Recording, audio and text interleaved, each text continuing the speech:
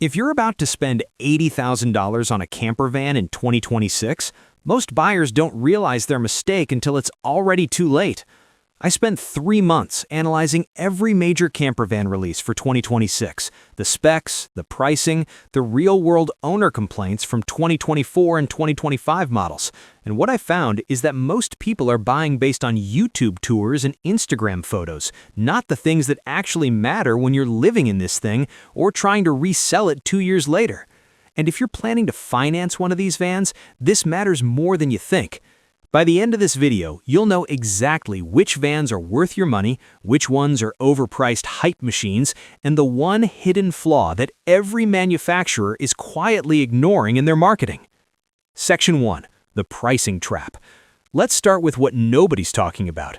2026 camper vans are 18 to 22% more expensive than their 2024 equivalents, but the upgrades don't justify that jump. Take the Winnebago Revel, one of the most popular 4x4 vans in North America. The 2026 model starts at $219,000. That's $38,000 more than the 2024 version. What do you get for that extra cash? A slightly better inverter, USB-C ports, and a new cabinet finish. That's it. The same Mercedes Sprinter chassis, the same 3.0-liter diesel that's been problematic since 2022, the same Truma heating system that fails in extreme cold. Here's the truth. If you can find a low-mileage 2024 Revel right now, you're getting 95% of the same van for $40,000 less. And that $40,000, that's a year of travel. That's solar upgrades, a real backup heating system, or an emergency fund for when that diesel engine inevitably needs work. Here's where this gets worse. The Storyteller Overland Mode 4x4, another fan favorite, went from $185,000 in 2025 to $205,000 for the 2026 model. I talked to 3 owners of the 2025 version. All 3 had the same complaint: water intrusion around the rear door within the first 8,000 miles. Storyteller's fix for 2026? A different seal design. Not a redesigned door, not a structural change, a different rubber seal. And they want $20,000 more for it? Section 2. The layout lie. Now let's talk layouts, because this is where manufacturers are playing psychological games with you. Every 2026 camper van tour you watch shows the same thing: a huge convertible bed, a tiny wet bath, and a kitchen that looks spacious until you actually try to cook in it. The Pleasureway Plateau XLMB, the Airstream Rangeline, the Heimer Grand Canyon, they all follow this formula, and they all have the same fatal flaw. They're designed for Instagram, not for living. Here's what I mean. That big convertible bed sounds great until you realize you have to disassemble your entire living space every single night and rebuild it every morning. After 2 weeks, you'll hate it. After 2 months, you'll be shopping for a fixed bed van.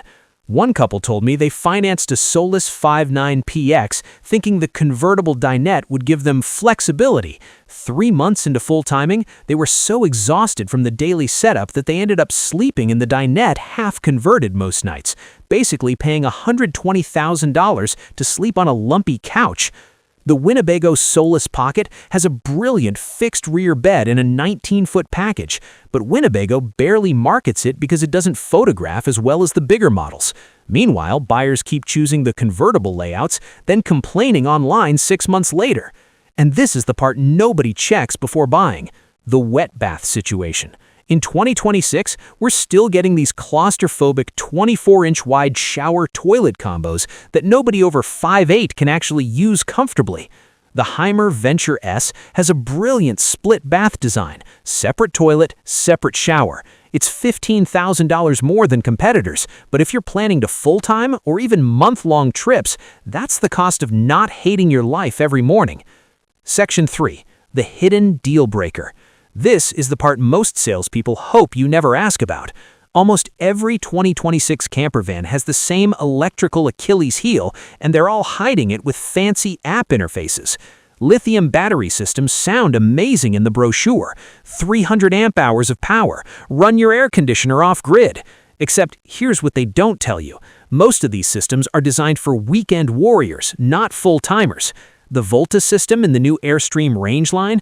Beautiful app, great monitoring, but the input maxes out at 400 watts, and the inverter is only 2,000 watts.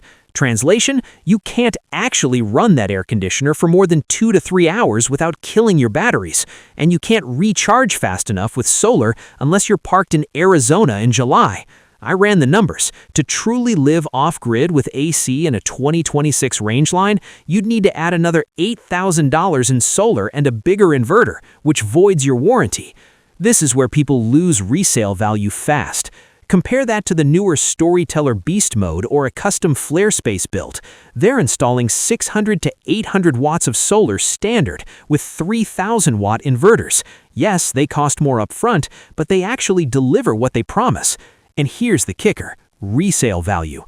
I analyzed sold listings from the past 6 months. Vans with proven electrical systems hold their value 12 to 15% better than vans with underpowered or problematic systems.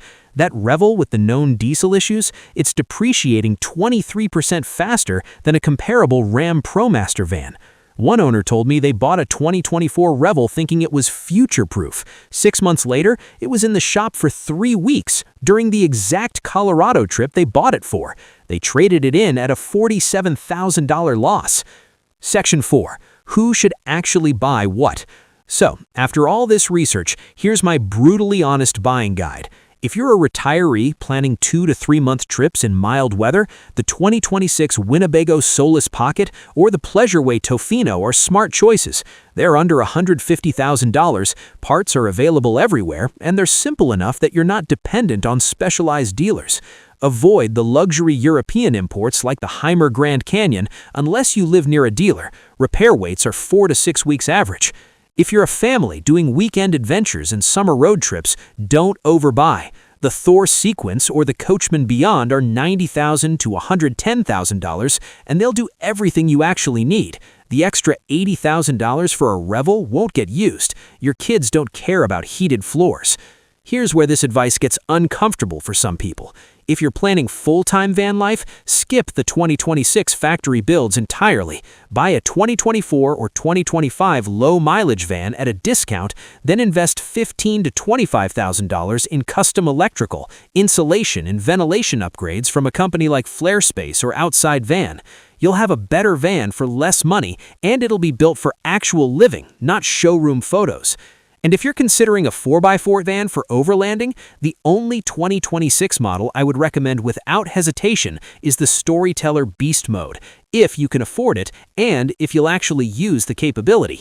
If you're honest with yourself and you'll spend 90% of your time in paved campgrounds, save $60,000 and get a 2-wheel drive ProMaster built. Here's my final take. The 2026 camper van market is designed to separate you from your money using FOMO and pretty marketing. The best vans aren't always the newest ones. The best decision isn't always buying new at all. Before you sign that loan, ask yourself, can I buy last year's model for 20% less and upgrade the parts that actually matter? 9 times out of 10, the answer is yes. The most expensive camper van mistake isn't buying cheap, it's buying impressive. If you own a Revel, I want to hear from you. Would you honestly buy it today at 2026 prices? Drop your answer in the comments. Real owners only.